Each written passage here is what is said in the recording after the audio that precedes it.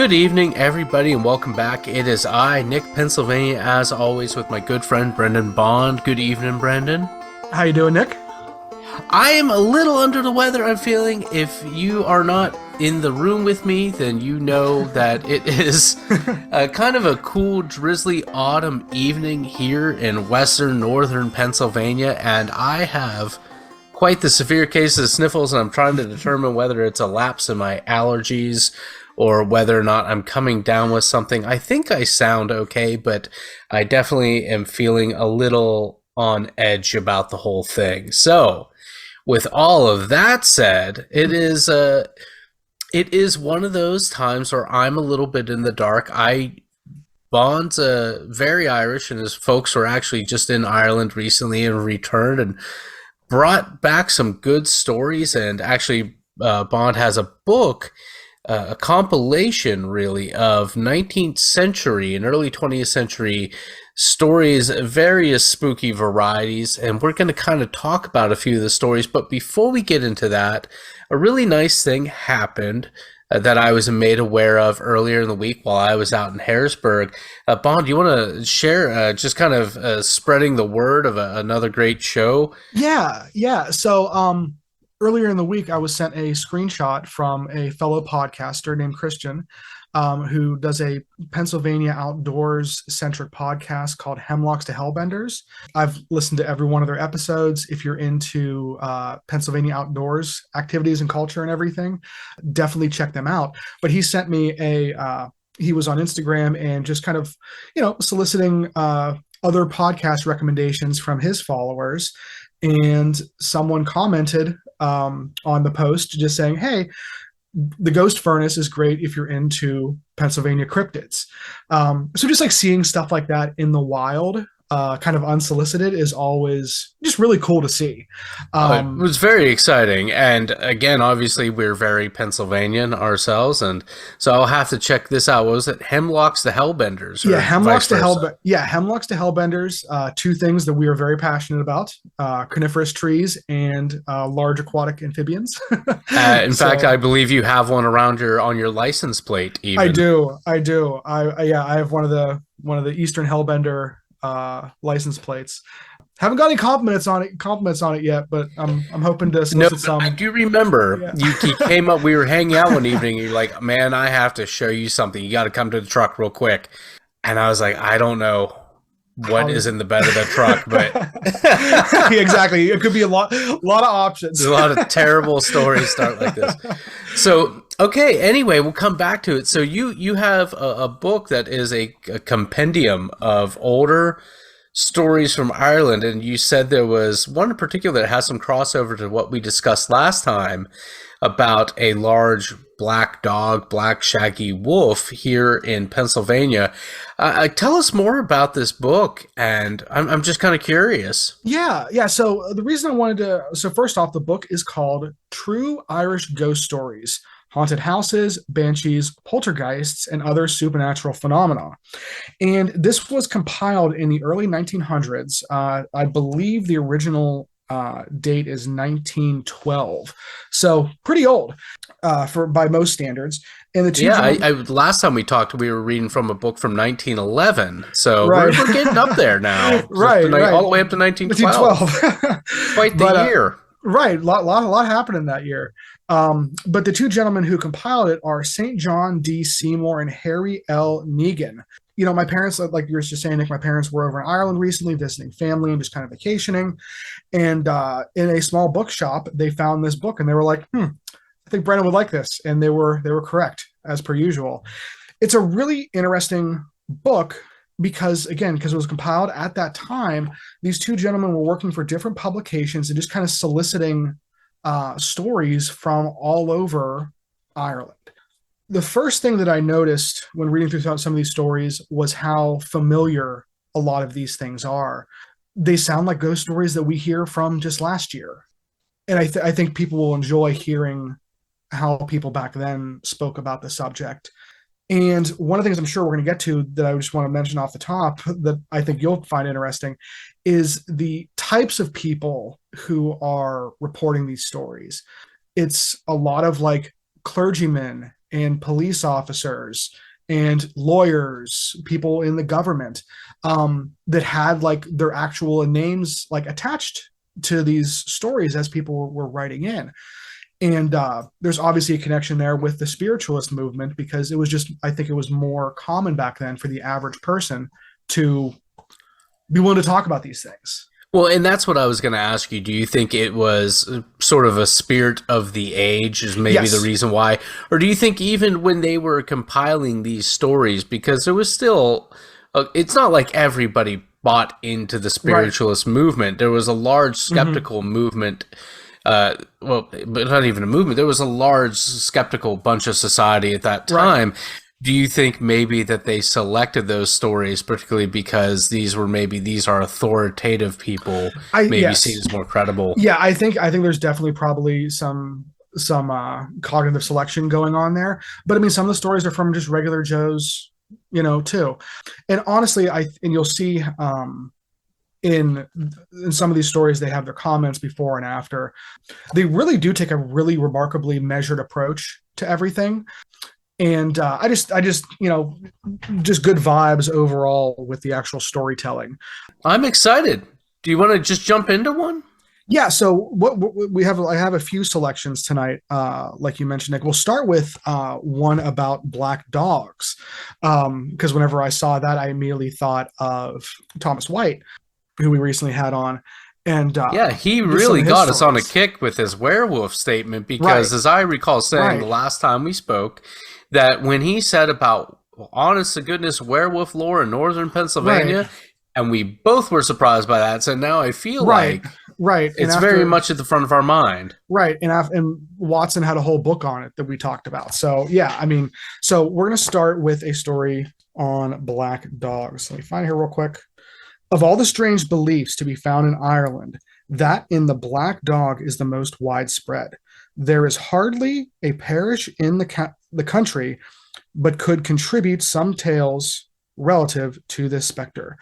Though the majority of these are short and devoid of interest, there is said to be such a dog outside the Avenue Gate on Donahill Rectory, but neither of the compilers have had the good luck to see it, referring to the two people who compiled this book. It may be, as some hold, that this animal was originally a cloud or nature myth. At all events, it has now descended to the level of an ordinary haunting. The most circumstantial story that we have met relative to the black dog is that related to as follows by the clergyman of the Church of Ireland, who requests us to refrain from publishing his name. This is his story. In my childhood, I lived in the country.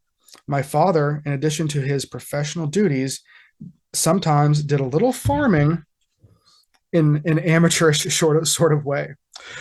He did not keep a regular staff of laborers, and consequently, when anything extra had to be done, such as hay cutting or harvesting, he used to employ day laborers to help with the work.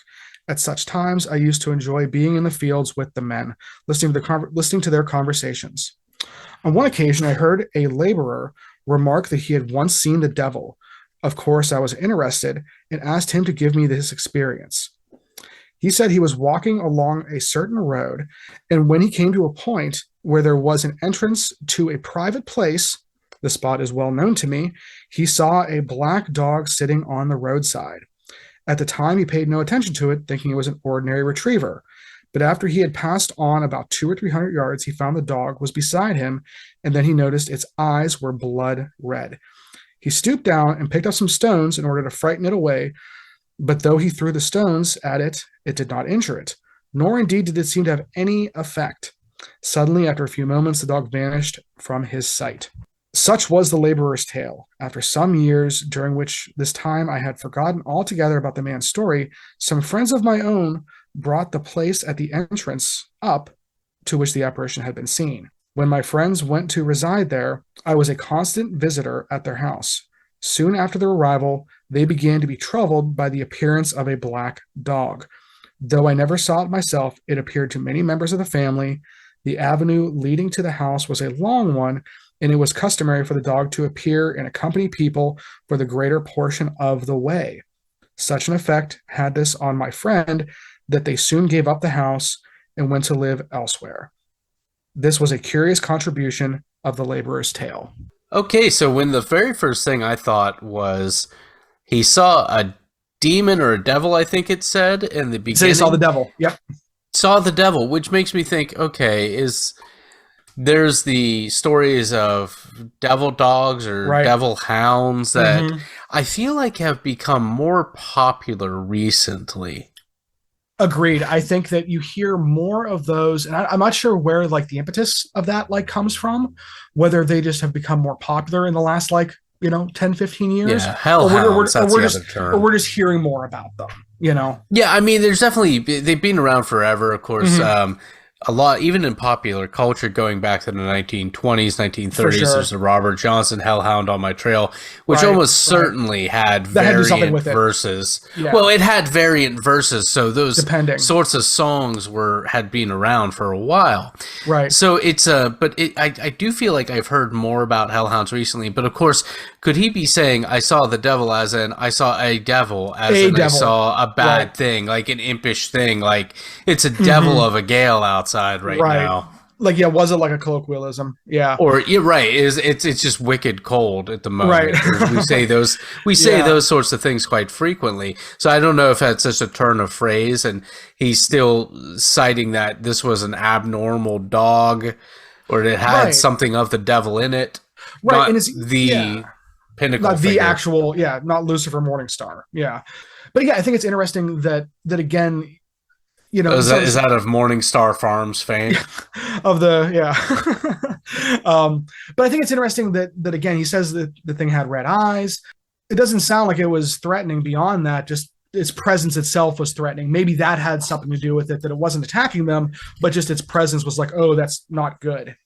Isn't that exactly what we were discussing with regard to the Pennsylvania story we talked about the last time we were Right. together? Is that Right. it never Yeah. actually attacked Mm-hmm. anybody. It was seen quite Right. frequently by travelers. Mm-hmm. And yeah, it was clearly threatening just in its presence, but Yes. Yeah. And also, that is a familiar tale. right.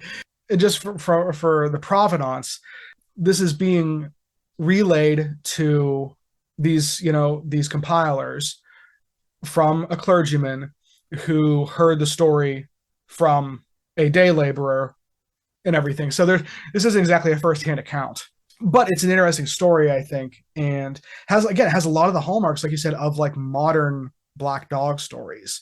And again, it's being told by someone who isn't like a hardcore believer in this stuff.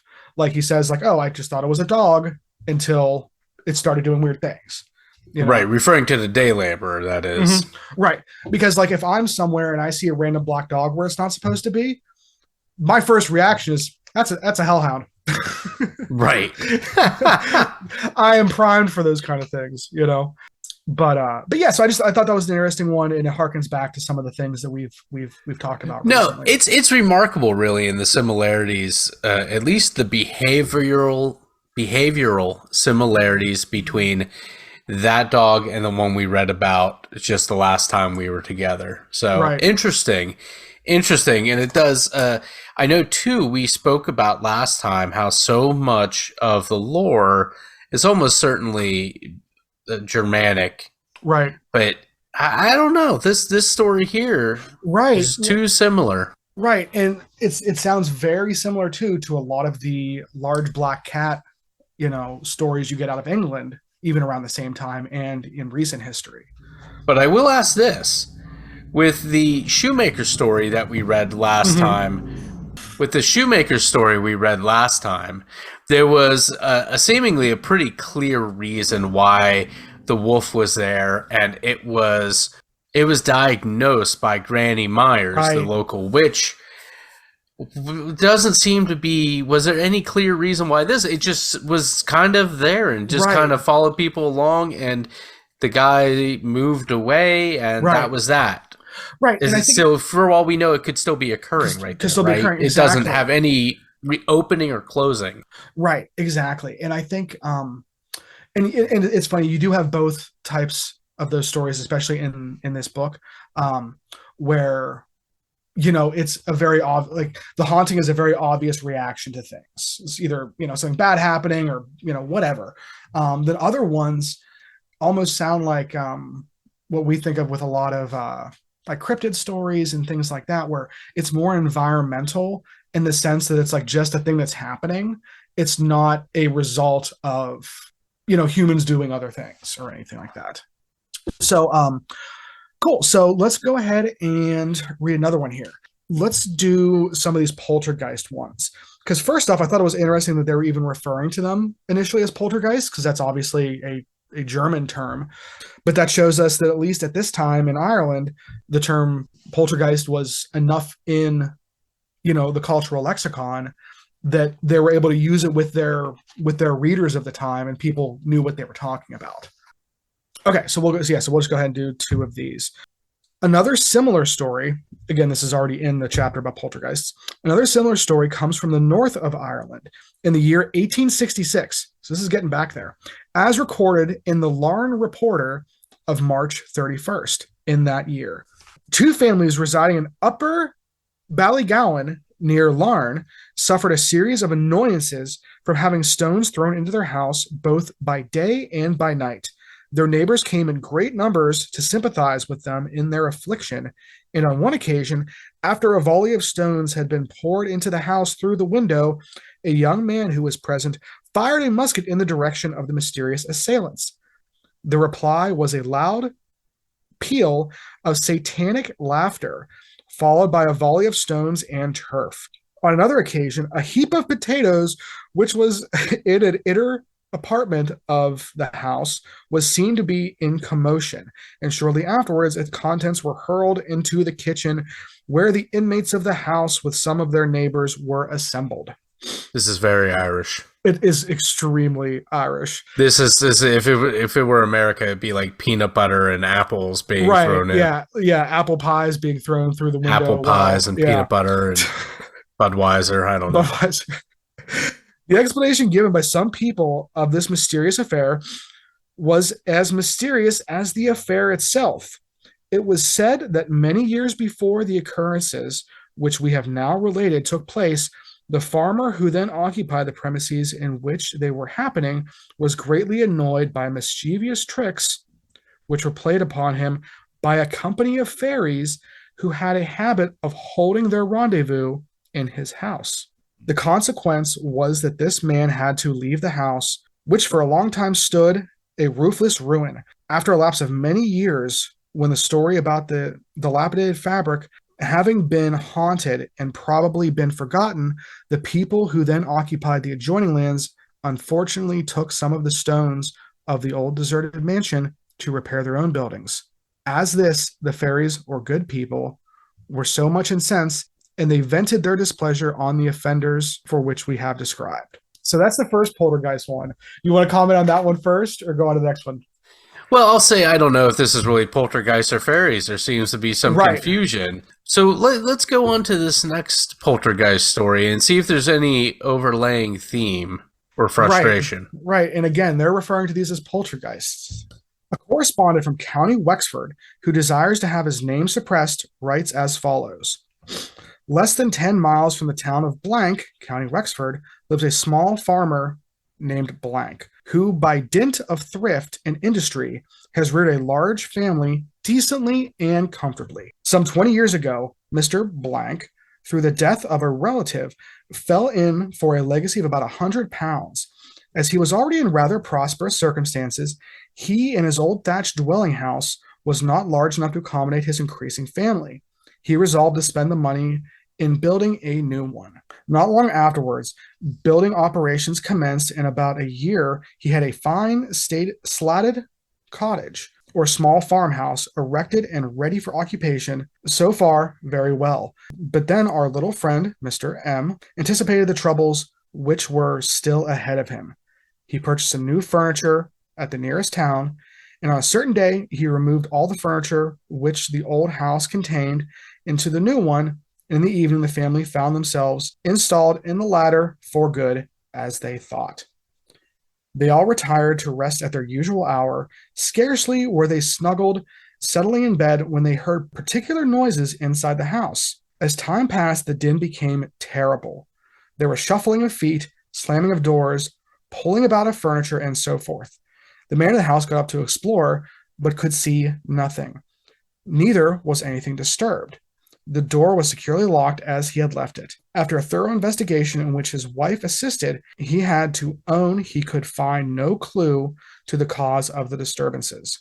The couple went to bed again, and almost immediately the racket commenced and continued more or less until dawn.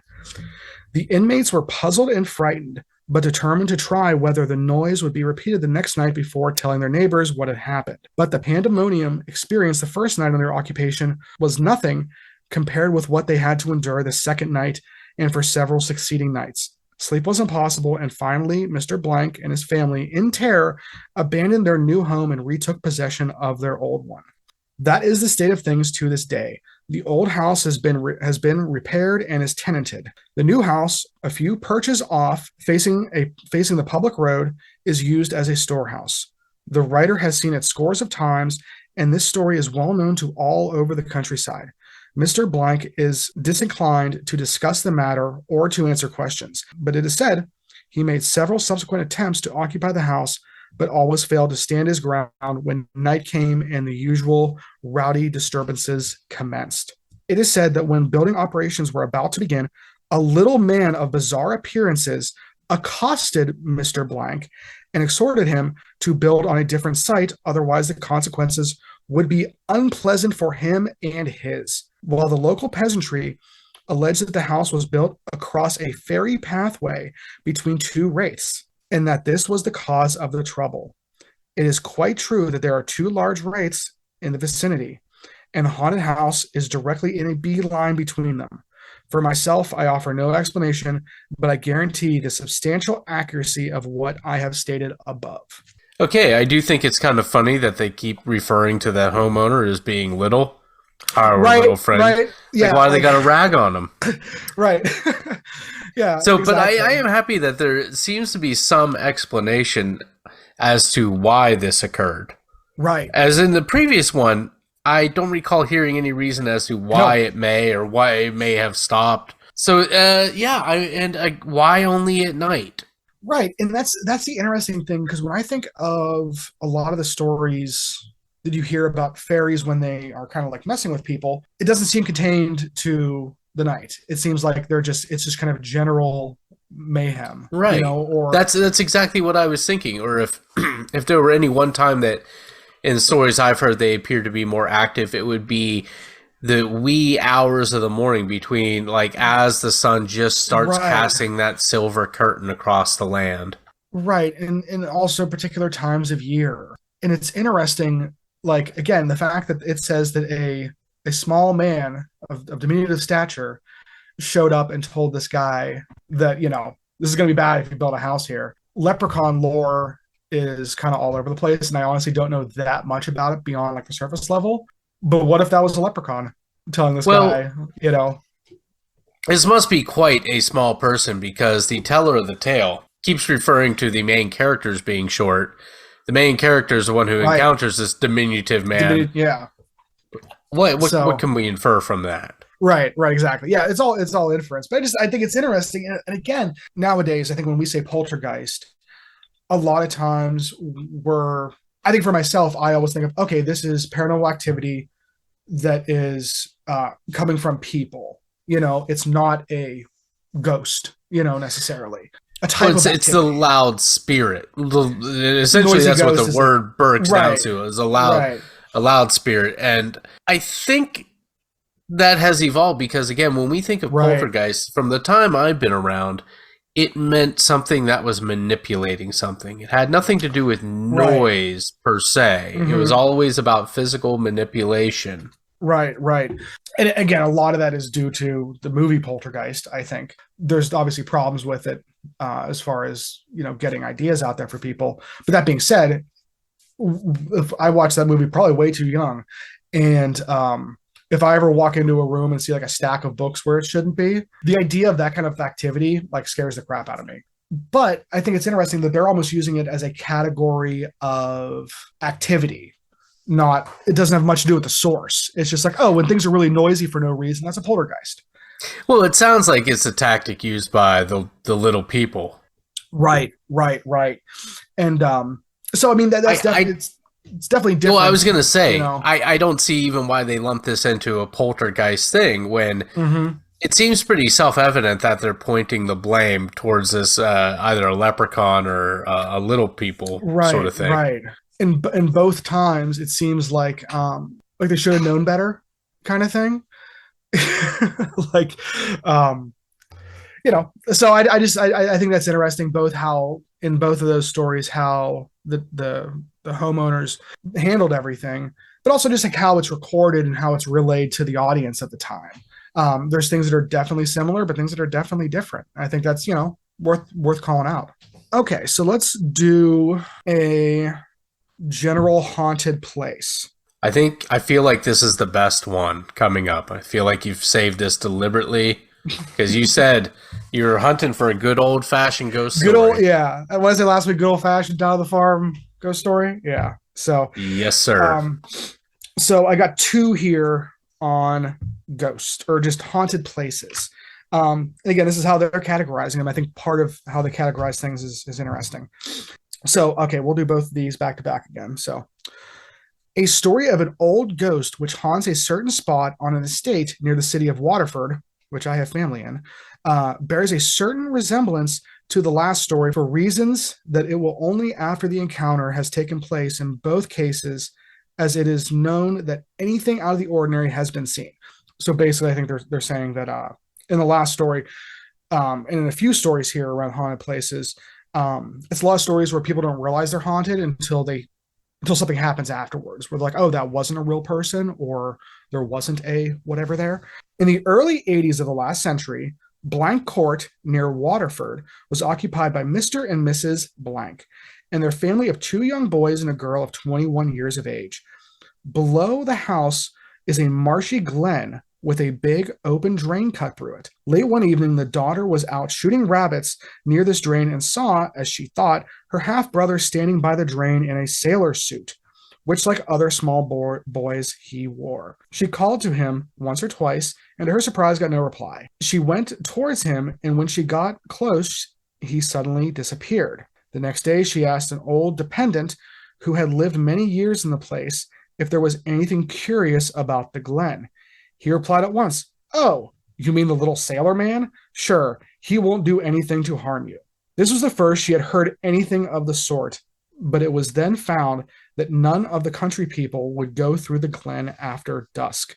Sometime afterwards, two sons of the clergyman of the parish in which Blank Court stands were out one evening fishing in the drain, when one of them suddenly said, "What's that sailor doing there?" The other saw nothing, and presently the figure vanished. At the time of the appearance, neither had heard of Ms. Blank's experience, and no one has been able to explain it, as there is apparently no tradition of any little sailor man having been there in the flesh. Yeah, okay, again, it's another one of these. I don't know if part of me is it I want to be satisfied by knowing some degree of origin as to well why this the little sailor man. Yeah.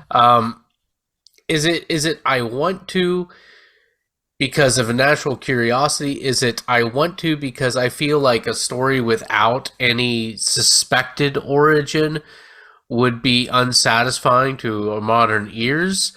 And a part of me wonders, do I give the story more credence because there isn't this whole mythology already built up around it? Oh, you saw a little sailor man? Oh, well, about 40 years ago, there was this little Right. boy who, a Right. tragic turnip accident, I don't know.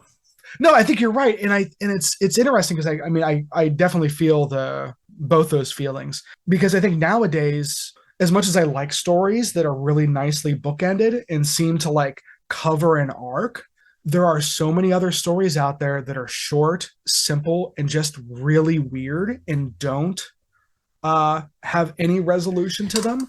And I think what we've said before on this show is that if you're gonna make up a story, most people probably wouldn't make up a story like that or perpetuate that. Right, because it lacks satisfaction.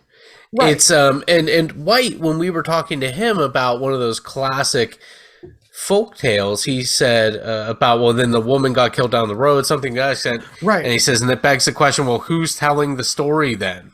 Right. Right. And I said, Right. yes, thank goodness you.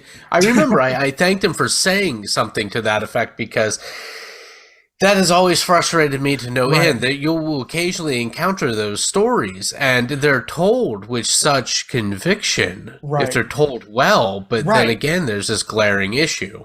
Right. And that's, I think that's, so I just had kind of had this thought. So if it doesn't make sense, I apologize. But I think it's because what happens is oftentimes we lump in the stories that are, we're just excited about the stories that are good stories for their own purpose. We lump those in with all the stories that aren't satisfying. And we don't delineate what is just a good story, which is what, and then what is something where we are looking at as evidence of paranormal activity. Yeah, Um, that makes sense to me, and I think too that we capitalize on everything. So right. any story, any mystery, we have to have some sort of satisfying thing to hook somebody into further. We have to have, if not a resolution, if we keep the mystery Right. alive by not having a resolution, we have to have an origin pinned down. I don't think standards and practices would allow you to Mm-hmm. put a story, a movie, or a book out that didn't have that sort of thing. It was witnessed, and that's all we know. And we know that Right. other people see it, and that's all we got. Right. It just wouldn't Exactly. fly. Mm-hmm. Mm-hmm. Yeah. And it's, yeah, because it's just not satisfying, and it's more annoying than anything else. But again, We even Oh, like a lot. even in shows where Mhm. they have people encounter this thing. I'm thinking of a famous example with like Resurrection Mary. Right. There is like a very clear origin story to Resurrection Mary, even though there is no clear end. Right. Again, there's things on both sides of that spectrum where it's like we're not the only people to talk about this, but if someone is said to, I think of like the like Sachs Bridge and things like that in Gettysburg, where there was no evidence that anyone ever was hung from that bridge. There was no, like, a lot of the stories around it, there's just like no, like they don't make sense. Two, it's, there's no historical Lost evidence for it. Union Gold is another one, Right, but exactly. still, people Yeah, believe it. people believe in it, and you have times where you have enough people going to a place and believing something where, and they start getting paranormal activity, even though the story might not be true to begin with, but people are still having these experiences. And that gets to the point where it's like, well, does it matter if the stuff ever happened or not?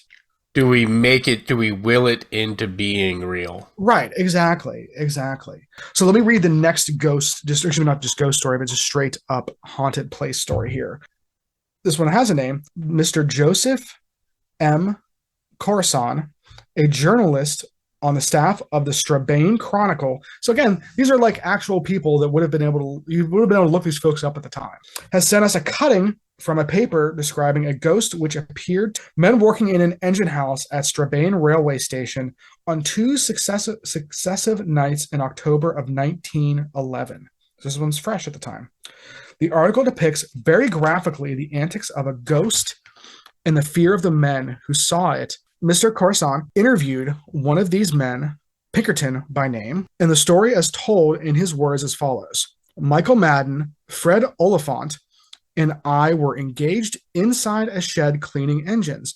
When 12:30, a knocking came to all the doors and continued without interruption, accompanied by unearthly yells. The three of us went to one of the doors and saw, I could swear to it without doubt, the form of a man of heavy build. I thought I was about to faint. My hair stood on end on my head. We all squealed for help when the watchman and signalman came fast to our aid. Armed with a crowbar, the signalman made a dash at the spirit, but was unable to strike down the ghost, which hovered about our shed until 2:30. It was moonlight, and we saw it plainly.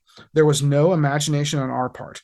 We three cleaners climbed in the engine and hid on the roof of the engine, lying there until morning and at our wits' end.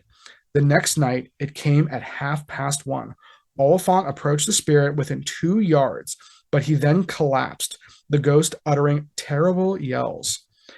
I commenced work, but the spirit gazed into my face and I fell forward against the engine. 7 of us saw the ghost at this time. Our clothes and everything in the shed were tossed and thrown out. So that means like their other clothes, not what they were wearing at the time. The other engine cleaners were interviewed and corroborated Pinkerton's account. One of them stated that he saw the ghost run up and down a ladder leading to a water tank and disappeared into it, while the signalman described how he struck at the ghost with a crowbar, but the weapon seemed to go right through it. The spirit finally took his departure through the window. The details of this affair are much on the lines of the good old-fashioned ghost yarns, but it is hard to see how so many men could labor under the same delusion. The suggestion that the whole thing was a practical joke may also be dismissed, for if the apparition had flesh and bones, the crowbar would have soon proved it. The story goes that a man was murdered near the spot some time ago. Whether there is any connection between the crime and the apparition, it would be hard to say. However, we are not concerned with explanations, for who, as yet, can explain the supernatural. The facts, as stated, have all appeared to be the truth. Okay, so this one is interesting. There was, I imagine, again, a bunch of people working at the rails, probably pretty fit guys. So to hear the description of them almost fainting and squealing in terror, the hilarious word squealed, and fainting, But in seriousness, this is a really interesting one because we can assume that these fellows have worked there for a little while. So this just starts up. So how far back, how ago was this murder? Was this a month ago, and then they start experiencing these things? Because again, I think these are the sort of timelines we are more accustomed to encountering, as opposed to say, well, about 10 years ago, and we've been working here for a while, and we haven't encountered any sort of shenanigans until I don't know. But it is an interesting story, and that it was seen as such a thing that somebody tried to attack it with an object, Right. Like you don't hear about that too often. Like where someone actually takes a swing at ghosts. And like you said about the folks telling this story, like I just think, again, I think it's interesting that we have names, and these are like folks that are working in a rail yard. These probably aren't people that are messing around when they're working. So like rail yards are not places that are known for a high regard for human life. Right, exactly. Yeah, if it is a bunch of dudes just messing around and making up a story, it seems like not it's an interesting setting for it, I think. Right, it's not the right cast and it's not the right place, because when so much is dependent upon the clock, and when there's so much capital on the line, if they're carrying around and slowing that thing, I mean, they'd be reprimanded pretty severely. Right. I mean, again, that's why I half joke, like, it is not, the trains are not a place to have such light fare. Right, especially at this time. Like this is like the height of the, Industrial Revolution in some senses, Well, and I mean, I hate to be too topical, but of course we had an experience right over the border here where they say they nuked a town in order to get the trains to run on time. Right. Yeah, exactly. And it's just, so like it's an interesting setting if they are in fact making this up. And I just think I think it's cool that they have so many names that they're associating with these things. They're like, no, go talk to Oliphant. And it sounds like the reporter did that, due diligence. Well, right, as you say, this was a contemporary story as this book's being published. So the book is published within a year of these articles coming out in the newspaper, these interviews occurring. Right. So yeah, I think that's an interesting one because again, it doesn't fit the mold. So I do think that's interesting, and I think that I love the idea of just rail workers taking swings at ghosts with crowbars. That wasn't on my bingo card while reading these stories. It is very Ghost Adventures of them, isn't it? Right, and it actually, come at me, bro. You're right. Actually, it is. Yeah, that's a really good point. Everything old is new again. Right. Okay, so let's finish up with just one more, and also just real quick, I love the fact that he called this a good old fashioned. Yeah, the good old fashioned ghost yarn. Okay, so I'm gonna do one more here. So this one's a little longer, but I think you guys will appreciate it. I am so happy that you're reading this evening because I am just sniffling up a storm over here. It's all good. It's all good. This one's about a very specific ghost. I think that's interesting and kind of charming. Before leaving the city and its immediate surroundings, we want to relate the story of an extraordinary ghost, somewhat lacking in good manners, yet not without a certain distorted sense of humor. Absolutely, Slimer, isn't it? right? Yeah. Absolutely incredible through the tale. Absolutely incredible, though the tale may seem, comes on very good authority. It was related to our informant, Mr. D, by a Mrs. C, whose daughter was employed as a governess. Mrs. C, who is described as a woman of respectable position and good education, heard it in her turn from father and mother. In the story, the relationship of the different persons seems a little involved, but it would appear that the initial A belongs to the surname both of Mrs. C's father and grandfather. So, surprise, an Irish family is complicated, and everyone has the same name. Yeah, as I recall, you once told me that you have more of a family bush than a tree. Yeah, it's more of and everyone is named after either a saint or an apostle. Yep, that sounds. Yeah, this is all. So I was saying this is very on point. It's like I can relate to these folks. Like, sorry to interrupt. Back to our story at hand. Fine. The ghost was commonly called Corny by the family. He answered to it, though it was not his proper name. He disclosed this later to Mrs. C's mother, who forgot it. Corny made his presence manifest to the A family shortly after they had gone to reside on Blank Street in the following manner. Mr. A had sprained his knee badly and had to use a crutch, which at night was left at the head of the bed. One night his wife heard someone walking on the lobby. Thump, thump, thump, as if imitating Mr. A. She struck a match to see if the crutch had been removed from the head of the bed, but it was still there. From that on, Corny commenced to talk, and he spoke every day from his usual habit, the coal cellar off the kitchen. Habitat, the coal cellar off the kitchen. His voice sounded as if it came from an empty barrel. He was very troublesome and continued playing practical jokes on the servants who, as might be expected, were in terror for their lives of him. So much so that Mrs. A could hardly induce them to stay with her. They used to sleep in a press bed in the kitchen. In order to get away from Corny, they asked for a room at the top of the house, which was given to them. Accordingly, the press bed was moved up there. The first night, they went to retire to the bed after the change. The doors of the press were flung open, and Corny's voice said, "Ha, you devils, I am here before you. I am not confined to any particular part of this house." Corny was continually tampering with the doors and straining locks and keys. He only manifested himself in material form to two persons, to Blank, who died of fright, and to Mrs. A, who is Mrs. C's father, when he was about 7 years old. The latter described him to his mother as a naked man with a curl on his forehead and a skin like a clothes horse, which is terrifying. One day, a servant was preparing fish for dinner. She laid it on the kitchen table while she went elsewhere for something she wanted. When she returned, the fish had disappeared. She thereupon began to cry, fearing she would be accused of making away with it. The next thing she heard was the voice of Corny from the coal cellar saying, "There, you blubbering fool, is your fish for you?" And suiting the action to the word, the fish was thrown out onto the kitchen floor. Relatives from the country used to bring presents of vegetables, and these were often hung up by Corny like Christmas decorations around the kitchen. There was one particular press in the kitchen he would not allow anything into. He would throw it out again. A crock of meat in pickle was put into it, and a fish placed over the crock. He threw out the fish. Silver teaspoons were missing, and no account of them could be gotten until Mrs. A asked Corny to confess if he had done anything with them. And he said, "They are under the ticking in the servant's bed." I guess ticking is like hay or something.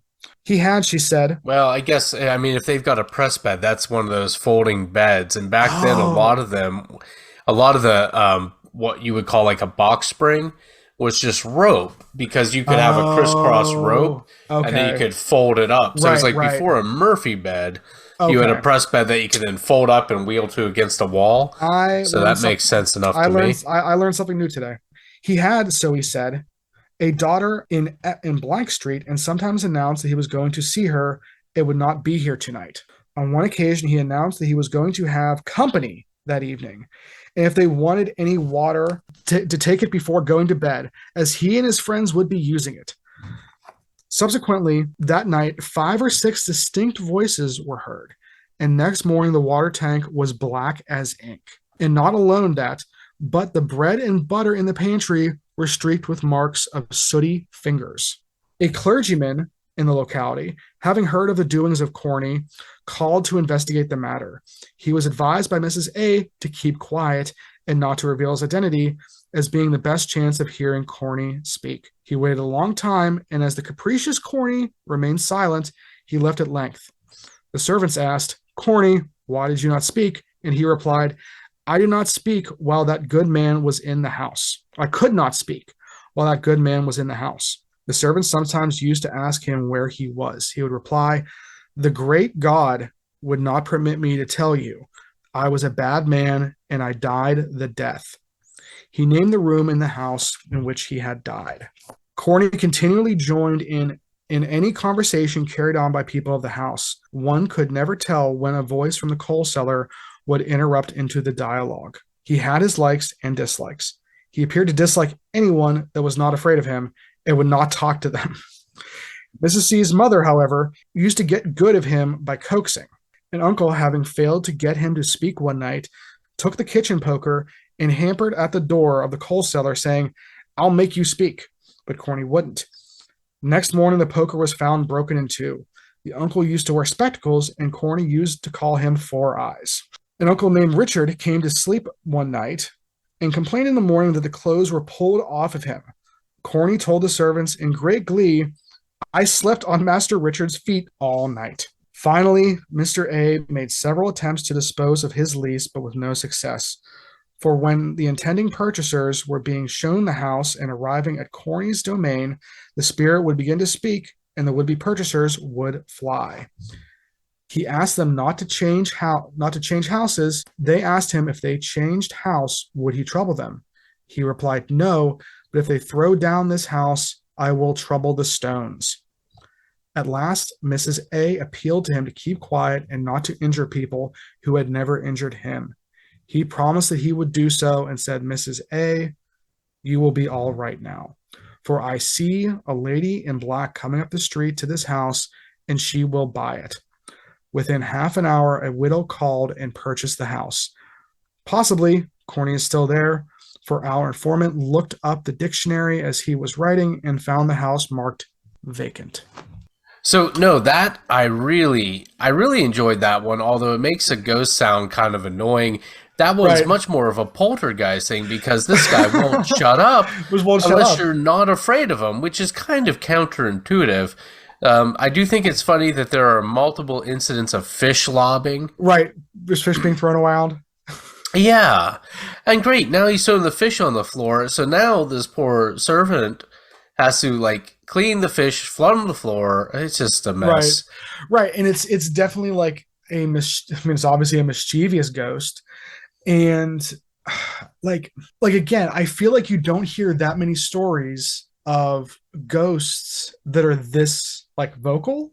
Yeah, I just think that's in the fact that he lived in the coal cellar and apparently died. Classic ghost location. Right, exactly. Yeah, if I was a ghost, that's where I'd probably live, But yeah, it's funny. It's the reason I've yet to clean my coal room out, honest to goodness, and I need to. I really need to clean it out.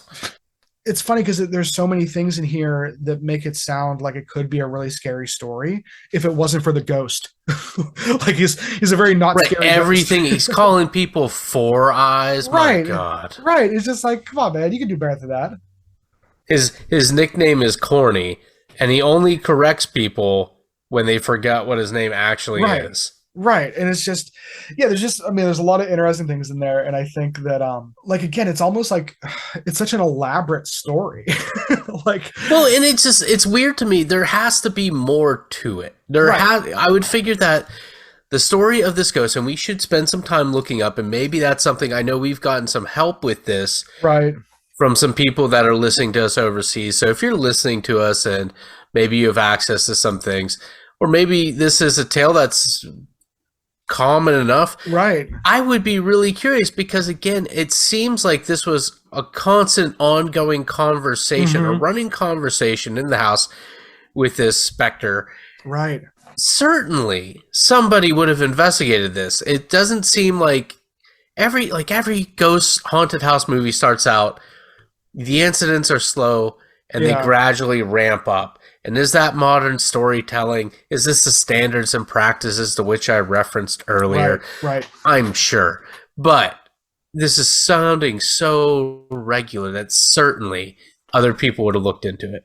Right. At the time. Yeah, because I mean, documented it. The only thing they mentioned there is the story of the one clergyman coming over and being like, "Oh, I need to go, take care of this for these folks." The guy shuts up, Well, he says he couldn't speak while the good man was in the house, So, that implies that there's there's actually some mechanics going on and there are rules, Exactly.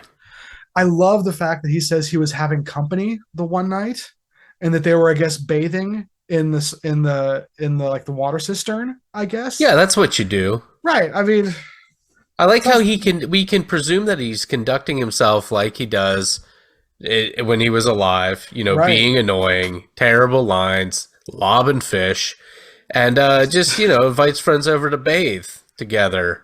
Right. That's, I mean, listen, it's not like this was an era where there were the bathhouses, right? And every neighborhood effectively would have a bathhouse. Right. Because most homes, not a lot of Americans, I think, understand that most homes in the Ireland and in the UK didn't have, they might have a toilet, but they didn't always have bathtubs. In fact, this went on well into the 1960s for many older homes. So I guess, where else are you going to, if he can't, are the mechanics that he can't leave?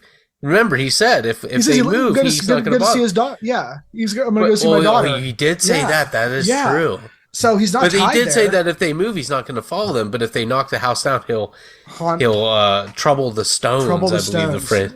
Yeah, it's a great turn of phrase. It is a great phrase. Yeah. So where else is he going to go to a bath? He's going to have a hard time getting service at a bathhouse. He will. That's for sure. That's for sure. But he sounds resourceful, so I bet he's still around, making fun of people. Trouble in the stones, as it were. Trouble in the stones. I like that. But I did really enjoy these. I'm torn. I have questions as, are the stories the way they are because of their age? Are the stories the way they are because of that and or a combination of where they're coming from? Right.